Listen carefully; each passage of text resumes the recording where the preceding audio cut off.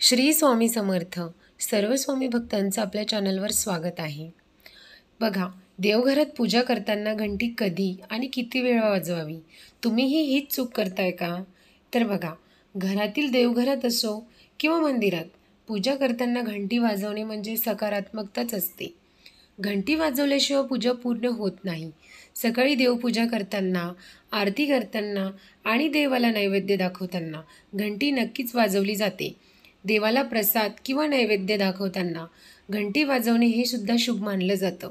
पण पूजाघरात घंटी वाजवण्याचे काही नियम असतात. त्यामुळे पूजा करताना घंटी कधी आणि किती वेळा वाजवावी हेच आपण आजच्या व्हिडिओमध्ये जाणून घेणार आहोत. तर व्हिडिओ शेवटपर्यंत नक्की बघा. बघा, आपल्या घरामध्ये पूजेचा जो भाग असतो, जो कक्ष असतो, म्हणजे मंदिर वगैरे ठेवलेलं असतं, आपला जो ठिकाण असतं ते ना, तिथे आपण शुभ वस्तू ठेवत असतो. यामुळे काय होतं, देवी देवतानं त्याच्यामध्ये तिथे देवदेवतांचा वास असतो आणि ते सुद्धा प्रसन्न राहतात. तसेच घरात सकारात्मक ऊर्जा वाहते. या शुभ गोष्टींपैकी एक गोष्ट म्हणजे घंटी असते.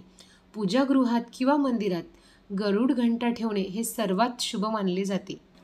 आणि पौराणिक ग्रंथानुसार वायुतत्व जागृत करण्यासाठी ही एक घंटी वाजवली जाते. वायूचे 5 मुख्य घटक आहेत बघा: व्यान वायू, उडान वायू, समान वायू, अपान वायू आणि प्राणवायू.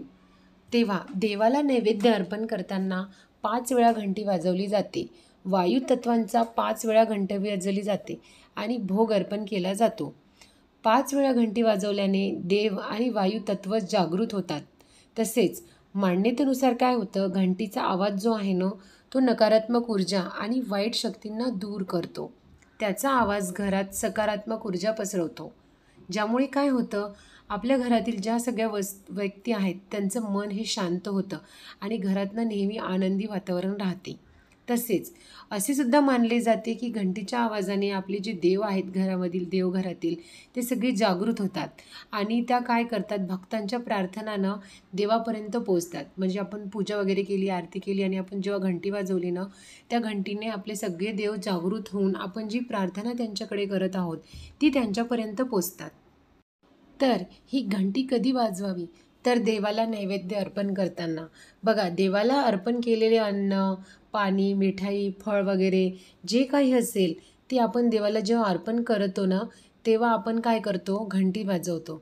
त्यामुळे काय होतं, देव जागृत होऊन ना ते आपलं नैवेद्य स्वीकारतात. म्हणजे आपण जे त्यांना देवांना आवडीने देतो ते त्यांचे ग्रहण करतात. म्हणजेच आपण केलेली सेवा, आपण केलेलं जे नैवेद्य वगैरे आहे ते त्यांच्यापर्यंत पोचतं. पण घंटी कधी वाजवू नये. बघा, रात्री कधीही घंटी वाजवू नये. ही जी वेळ असते ना, रात्रीची जी वेळ असते, आपण जेव्हा रात्री घंटी वाजवतो तेव्हा रात्री कधीही घंटी वाजवू नये. कारण ही देवतांची ना, देवदेवतांची झोपण्याची वेळ असते. घंटेचा आवाज मंदिराच्या वातावरणात प्रतिध्वनित होईल इतका मोठा असावा, परंतु मंदिराच्या बाहेर ऐकू येईल एवढासुद्धा मोठा आवाज घंटीचा कधीच वाजवू नये. त्यामुळे काय होतं, रात्री जी देवतांची झोपण्याची वेळ असते ना, त्याच्यामुळे काय होतं, देवांना त्रास होतो. त्यामुळे रात्री ही कधीही घंटा वाजवू नये.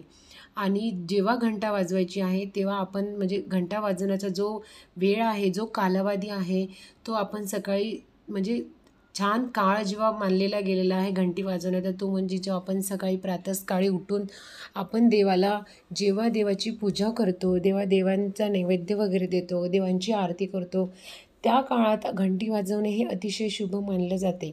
समजा तुम्ही एखादी सेवा करत आहात देवाची आणि ती सेवा, नित्यसेवा, म्हणजे तुम्ही एखादी पोथी किंवा ग्रंथ वाचत आहात आणि ती ग्रंथपोथी वाचताना तुमचे ते पोथी वाचन झाल्यानंतर जेव्हा तुम्ही देवाची आरती करता तेव्हा तुम्ही घंटा वाजवता आणि मग तुम्ही घंटा वाजवताना, आरती म्हणताना जी वाजवली आहे त्या घंटेच्या आवाजाने ना आपले जे देवदेवता आहे ना ते सगळे जागृत होतात.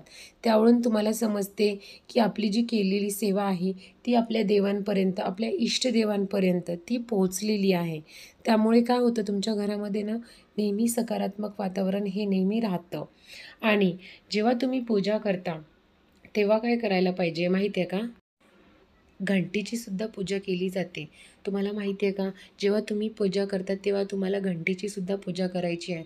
म्हणजे जशा प्रकारे आपण सगळ्या देवदेवतांना हळद, कुंकू, अक्षदा अर्पण करतो, तशाच प्रकारे आपल्याला घंटीची सुद्धा पूजा करायची आहे. म्हणजे घंटीला आपल्याला सगळ्यात आधी कुंकू लावायचं आहे, त्यानंतर हळद लावायची आहे, अक्षता टाकून त्याला आपण फूल अर्पण करून आपल्याला घंटेचीसुद्धा पूजा करायची आहे. तर अशा प्रकारे तुम्हाला ही माहिती आवडली असल्यास कमेंटमध्ये नक्कीच कळवा आणि व्हिडिओ आवडला असल्यास व्हिडिओ शेअर करा, लाईक करा आणि तुम्ही जर चॅनलवर नवीन असाल तर चॅनलला नक्कीच सबस्क्राईब करा. श्री स्वामी समर्थ.